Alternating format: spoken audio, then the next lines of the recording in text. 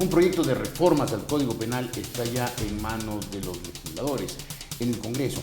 Vamos a hablar de qué implicarían, cuáles son las novedades, con el doctor Santiago Guarderas, un experto en temas jurídicos, decano de la Facultad de Derecho de la Universidad Católica y además secretario general de la Universidad de las Américas. Doctor Guarderas, ¿cómo está usted? Buenos días. Jorge, buenos días, muchas gracias, un saludo a los televidentes. Muchas gracias, doctor.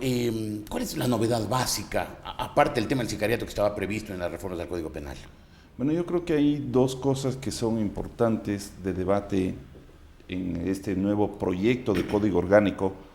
Primero, tal vez de empezar con la idea general que tiene el Ejecutivo, es de integrar en un solo cuerpo normativo leyes que tienen relación con el ámbito exclusivamente penal. Se incorporan al Código Penal, a la ley sustantiva en donde se establecen las infracciones y se tipifican las infracciones y se establecen las sanciones, la materia penal, tránsito, ley de estupefacientes y otros tipos de delitos que están dispersos, el Código de Procedimiento Penal y el Código de Ejecución de Penas. Me parece que en eso es un tema de forma. Yo no veo, como he escuchado de ciertos analistas, que por qué se integra en un solo cuerpo.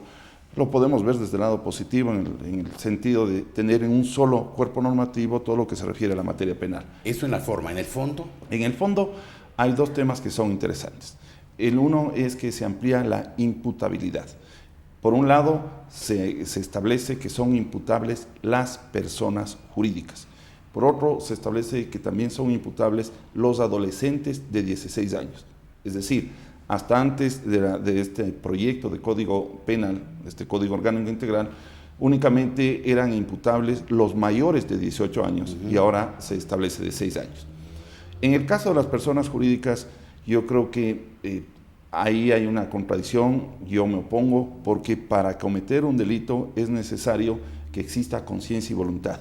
Y eso únicamente los tenemos las personas naturales, los individuos de la especie humana. No las jurídicas. Y ahí, exactamente en el artículo 27 de este proyecto, se establece que para que haya responsabilidad penal es necesario que exista conciencia y voluntad. Por lo tanto, esa norma desbarata toda la existencia de responsabilidad de personas jurídicas. O sea, hay una contradicción en el proyecto de reforma. Hay una contradicción porque si está exigiendo que exista conciencia y voluntad, las personas jurídicas no lo tienen. Son entes ficticios creados por la ley para adquirir derechos y contraer obligaciones. ¿Antes no había ninguna imputabilidad a las personas jurídicas? Bueno, había una circunstancia penal en el caso de los hidrocarburos en donde se podía llegar a la clausura, pero eran más bien situaciones de sanción administrativa más que de orden penal, porque obviamente las personas jurídicas no delinquen, ellas no realizan actos o omisiones, quienes las realizan son los personas miembros, naturales. Exactamente, las personas naturales,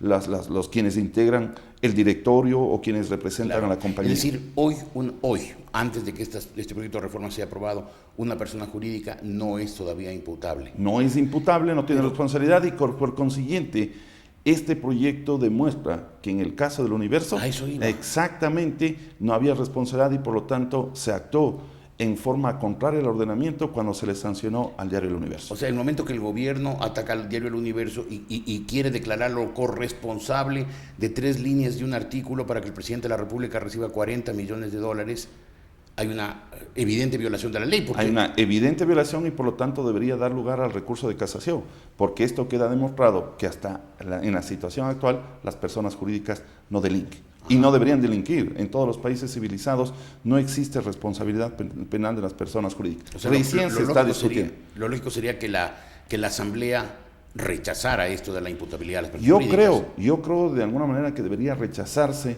porque volvemos al tema. La idea es quién comete un delito, una infracción penal, las personas naturales. En el caso de que una empresa gire un cheque sin fondos, el responsable es quien la firma, claro, no la persona jurídica. No la empresa, claro. Exactamente. Pero, Jorge, lo que usted tiene que admirarse es que, si bien aceptemos que se incorpora la responsabilidad de las personas jurídicas, el proyecto de ley exime de responsabilidad penal a las instituciones del sector público. Y esto sí es una barbaridad. Claro, es absurdo. Fíjese usted, hay una contradicción. ¿Por qué las personas jurídicas? ¿Por qué solo los bancos, las universidades, los colegios, las empresas tienen responsabilidad penal, o sea, y no las personas jurídicas, no los ministerios, no las superintendencias. Las personas jurídicas privadas van a ser imputables y las personas jurídicas estatales no. No. Qué absurdo. Lo cual es una violación al principio de igualdad previsto en la Constitución, es una discriminación.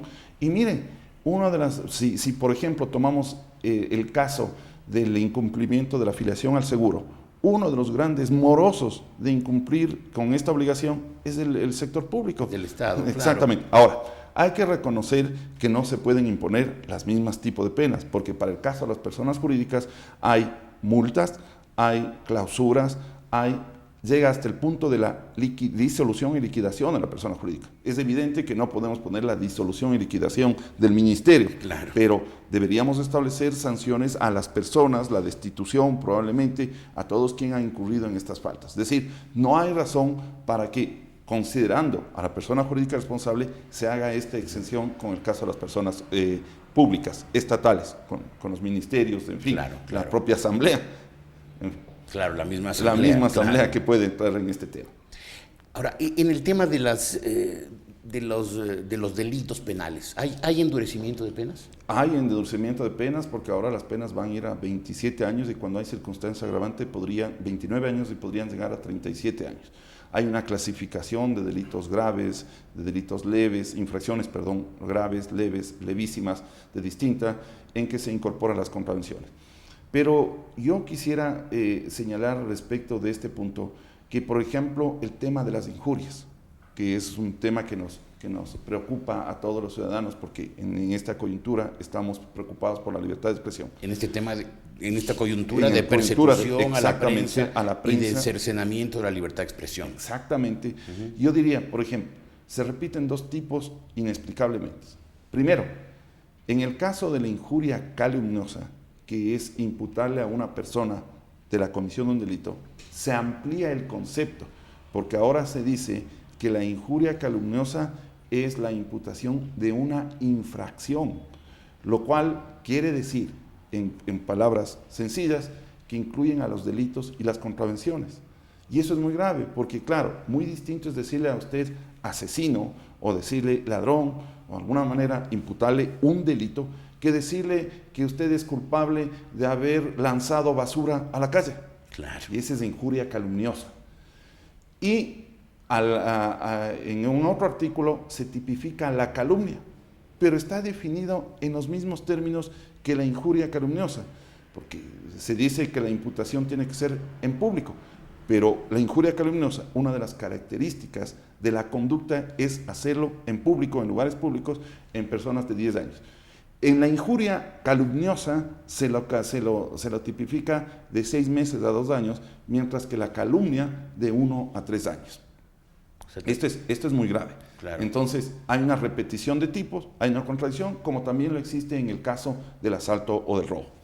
Segundo, aquellas personas que consideran que el desacato ha sido eliminado, las figuras de desacato, eso es mentira, porque el artículo 230 y 231, si bien se han eliminado ciertas conductas, el amague, pero el concepto, el núcleo de injuria a la autoridad se mantiene, con 2 agravantes, diría yo, es decir, que el desacato, además de mantenerse, se lo amplíe. ¿En qué sentido?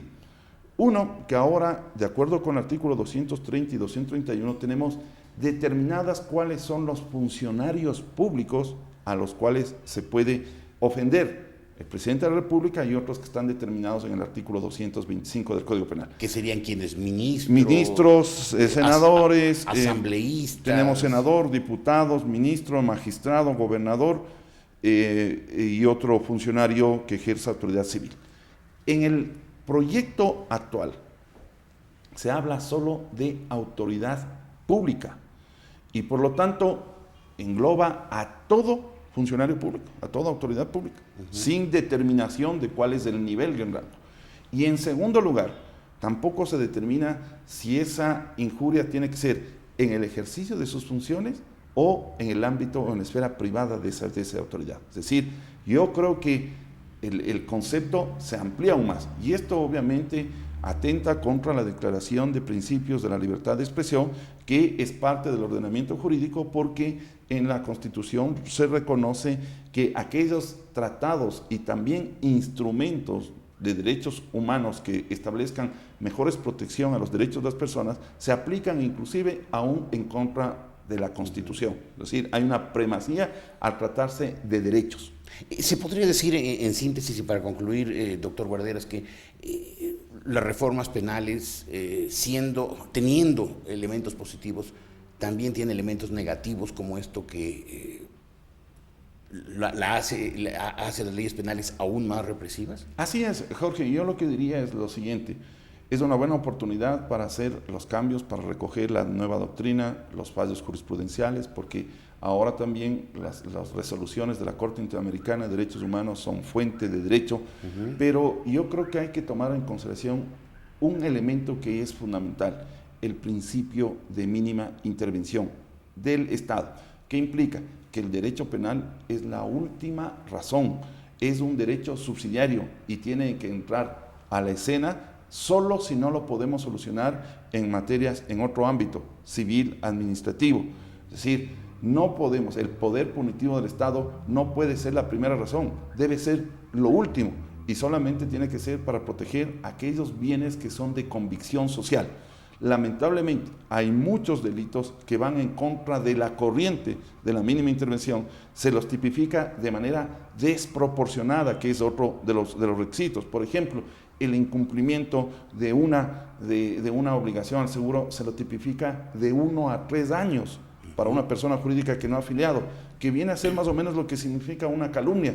¿Será proporcional las penas que se establecen? Entonces, sí creo que en algunos aspectos el gobierno con esto quiere atemorizar, quiere atacar a la libertad de las personas y es lo que se tiene que depurar. Yo creo que tiene que haber un amplio debate de las figuras penales porque debemos aprovechar esta circunstancia en que hay un cambio total, no un parche, que ese es uno de los grandes problemas que ha tenido el Ecuador, para ponerla a nuestra ley penal en los estándares internacionales que todos los países civilizados lo tienen. Muy bien. Doctor Guarderas, muchísimas gracias por haber estado aquí. El doctor Santiago Guarderas, un experto en temas jurídicos, decano de la Facultad de Jurisprudencia de la Universidad Católica, secretario general de la Universidad de las Américas y un catedrático muy sólido, muy estudioso en materias penales, analizando el proyecto de reformas que está ya en manos de la Asamblea Nacional.